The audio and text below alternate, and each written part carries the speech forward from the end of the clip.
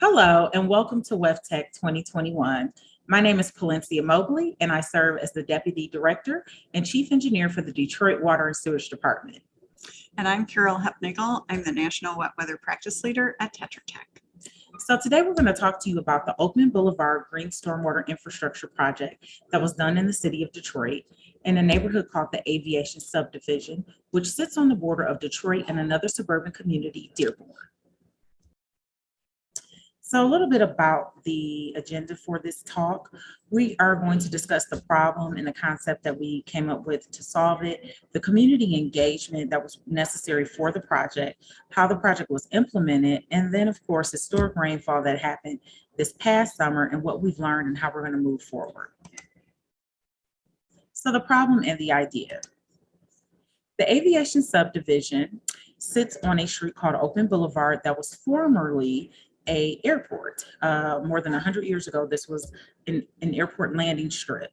And so homes were built in this neighborhood. And in 2014, August 11th to be exact, more than 4 inches of rain fell in a 9-hour period in the city of Detroit. And this neighborhood experienced significant basement backups. As you can see here, the damage from 2014 had an estimated economic impact of $5 million, and more than 56% of the homes had some sort of flood damage. So for this particular project, there's a multifaceted solution for stormwater management.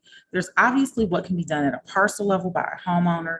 There's the condition of the local sanitary sewer system, but there's also reductions to the combined sewer system, which this project focused on, as well as understanding what's going on downstream in the trunk sewer system.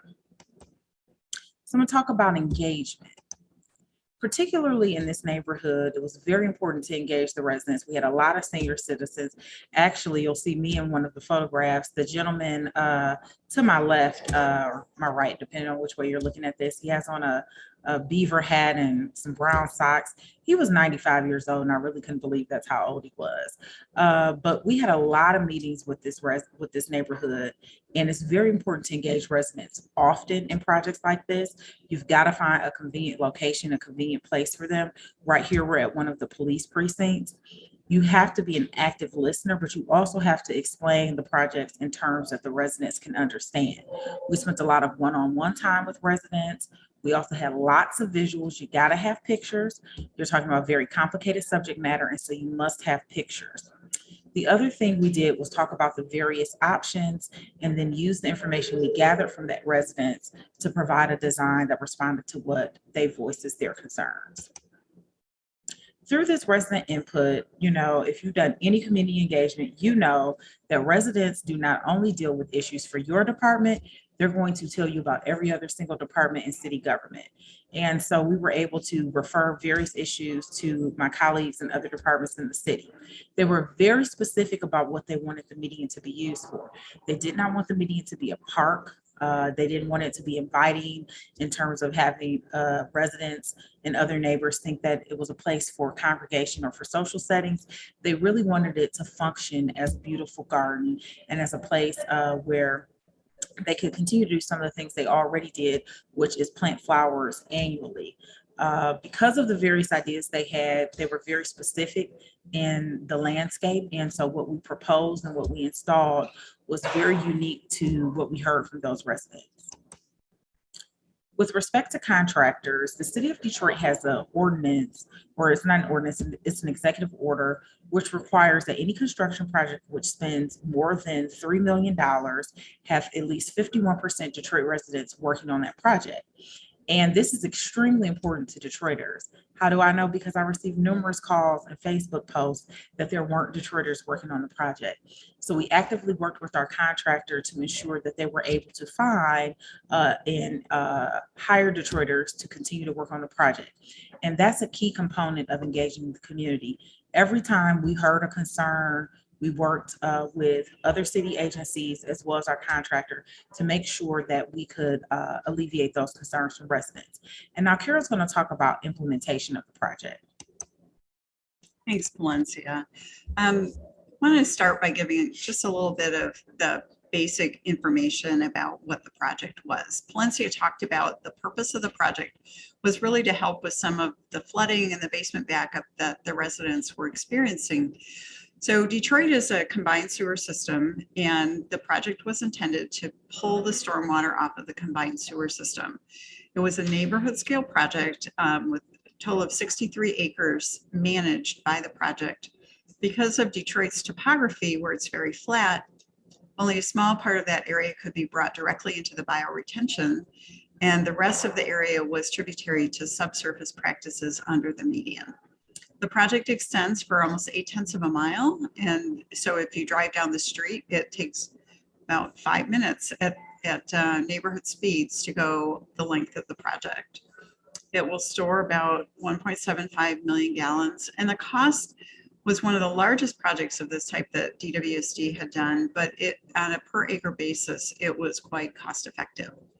We designed the project for a 10-year storm hydraulically. In terms of capturing stormwater, we had to base it on how much area was available in the medians, and we maximized that as best we could.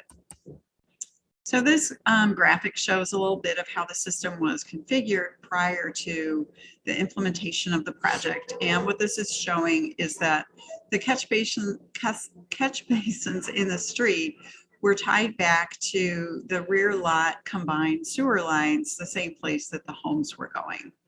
And after the project was implemented, we had New Storm that picked up street drainage and brought it into the medians in Oakman Boulevard. So this graphic shows a little bit of the subsurface plumbing. You can see that the street surface is allowed to drop directly onto the bioretention, whereas the storm sewers that we have go underground and into those storage areas. So I'm going to try this arrow here, and we have these storage areas below the median. Here's some photos from the construction process, and then some additional photos of the completed project. And we're going to launch a video that DWSD put together at this time. We are excited to unveil the first half of the Oakman Boulevard Green Stormwater Infrastructure Project. It is DWSD's largest green stormwater infrastructure project to date, costing $8.6 million, managing 37 million gallons of stormwater every single year. And so today we showed it off for all of the city of Detroit to see in the middle of the COVID-19 pandemic. We are extremely proud of our contractor, Blaze Contracting. They worked weekends and did a lot of work to catch up in terms of schedule. They started 2 months behind due to COVID, and they've done a miraculous job getting us where we are today. I think the residents are excited for it to start finishing up. It is a lot when you're staying in the middle of a construction zone. This was the most intrusive construction project we've done. These medians were excavated down to a depth of 15 plus feet. So that was a lot of dirt to see someone digging out. That was a very deep hole to just peer out your window and see. So I believe residents are very excited that we've gotten through this first step. They were vocal when they had concerns, and we tried to alleviate those concerns as much as possible. This project will be finished at the end of the construction season for 2021. So November of 2021, all of the construction will be done. So far, I like it. You know, the house was shaking a lot during the summer when they had the backhoes and were doing all the drilling, but it looks nice. The plantings look good, and I'm just hopeful that the bioretention portion of it will alleviate all of that flooding. Instead of us traveling to Ann Arbor and Rochester or a whole nother city that's an hour away, you know, they designed this program, Access for All, primarily for minorities like myself to get hired or get trained and ready to get into the construction trades. And then from there, I chose to be an operator engineer or a heavy equipment operator. The whole Access for All program, they really changed my life. Like, I can't even give them enough gratitude and appreciation for where I'm at. Literally from where I'm at right now, working here. This is all the news that to me, this is super unexpected. Like, I would have never imagined this, but the fact that I know what this site was like once we started, seeing it. and not seeing the visual evidence that everybody else is witnessing today. This is what really amazes me. It makes you appreciate what you do more.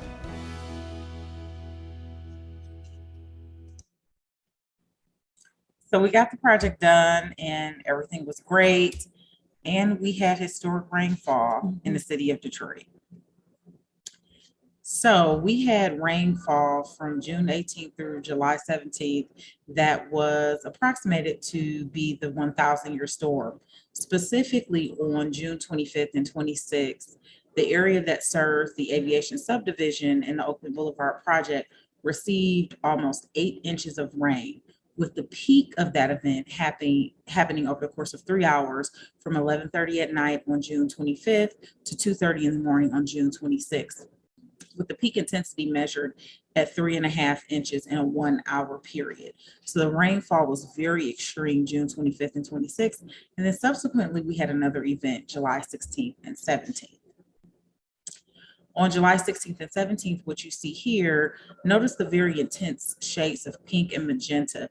That is the area that the Oakland Boulevard project is in. It's on the Detroit and Dearborn border. And so what you can see is that that was one of the most intense storms that we've had in this time frame. So when we compare what happened for design versus real life, we see that the Oakland Boulevard project was expected to receive 3.31 inches of rainfall in a 24-hour period, with the peak hour being 1.67 inches and the peak rainfall over a 5-minute period being about 0.45 inches, with a 10-year recurrence interval, right? 10% chance this will happen in any given year. Well, June 25th happened, and that's climate change. And so the storm that had, 0.1% of a chance of happening in any given year happened. And the peak hour intensity was double what the project was designed for. But in all honesty, the project did perform very well based on what we saw or what I saw the following day. And so you have some surface flooding, but in the past, this would have been much more submerged than what you have. And then on some of the side streets, you had a lot of trash and debris. So those side streets, Carol will talk a little bit more about the detailed design, but those side streets have storm sewers that go to the subsurface storage. And so really they flooded because of debris on top of those basins. But we did have some flooded basements in the neighborhood. And that really was because the combined sewer system was simply overwhelmed. And so this was a common sight June 25th and 26th throughout the city of Detroit. And so I'm going to turn it over to Carol to talk more about the specifics on the design. Sure. So in the, one of the things that we talked about is that the project was originally implemented because there were a lot of basement backups in 2014 in that 4-inch rain event. And so in 2021, we had an 8-inch rain event that was actually maybe a little bit more intense. They're pretty comparable peaking factors for the peak hour. But what we saw is that we still had a lot of basement backups, maybe a few less, and the storm was twice as large. So the city is continuing to work on evaluating the extent and degree of basement backups, because some of these properties in 2014 would flood to a depth of 4 feet and others would have 2 inches on the bottom. And while any basement backup is not desirable, clearly 4 feet is worse than 2 inches. So one of the things that we need to think about when we're doing green infrastructure projects in a combined sewer system, and we are trying to address issues of basement and surface ponding, is we need to understand the causes. So this figure shows the way the project was designed.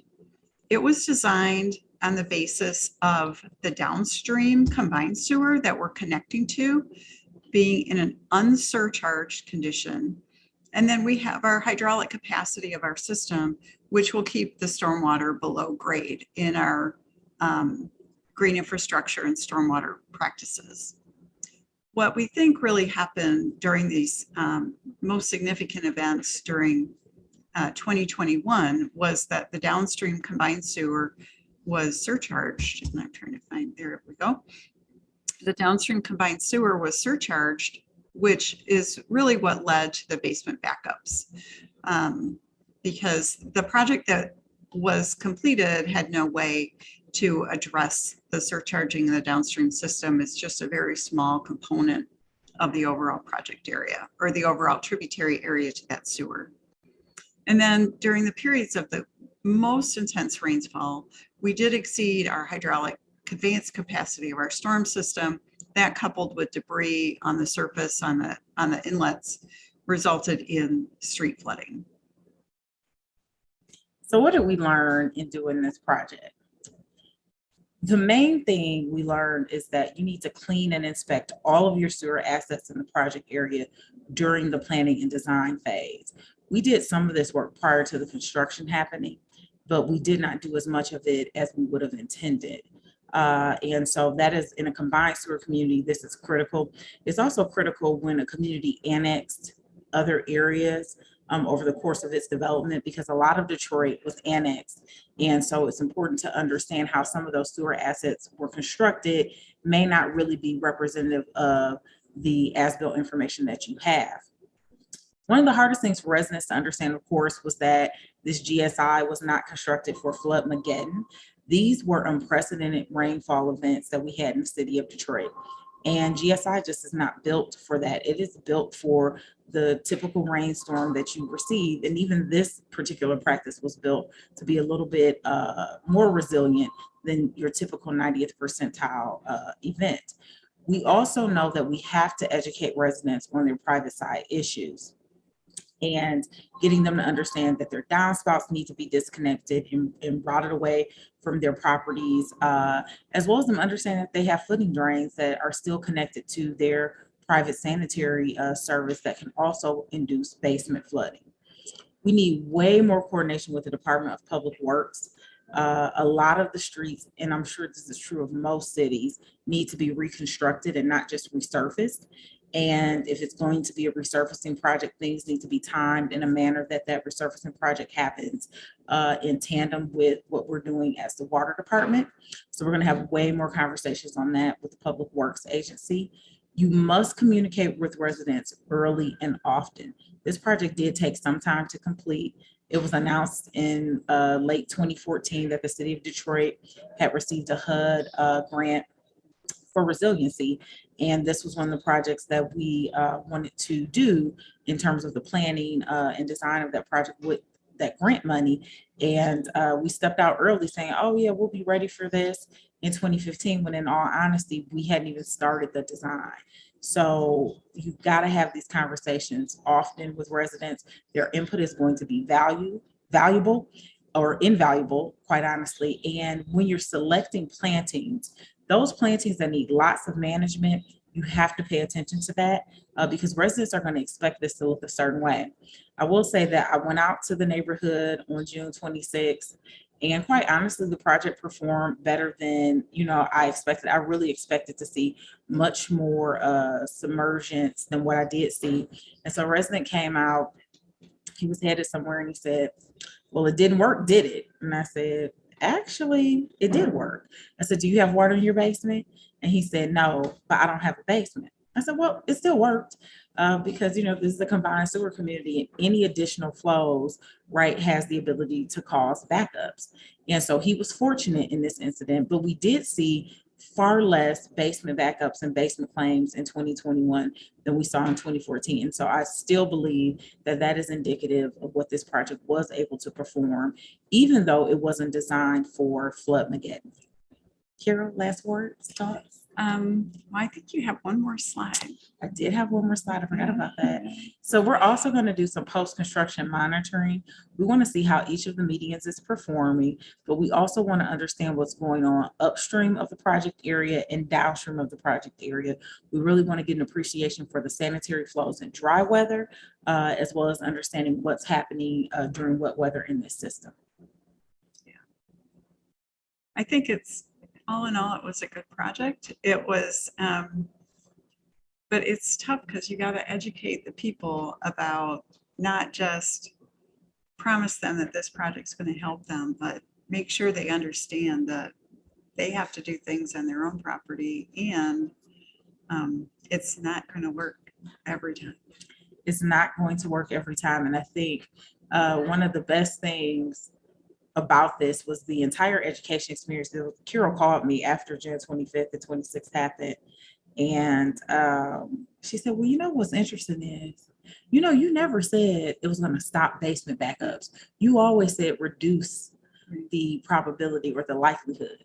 And I maintain that, you know, we cannot overpromise and underdeliver. We have to be honest with people and explain to them, you still live in a combined sewer community and you're still affected by what's happening downstream.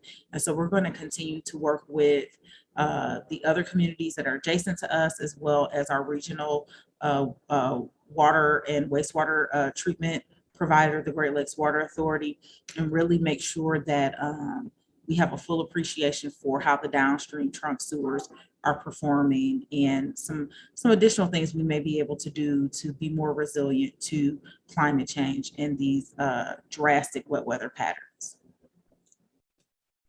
Thank you so much. Yeah, thank you for listening. Appreciate it.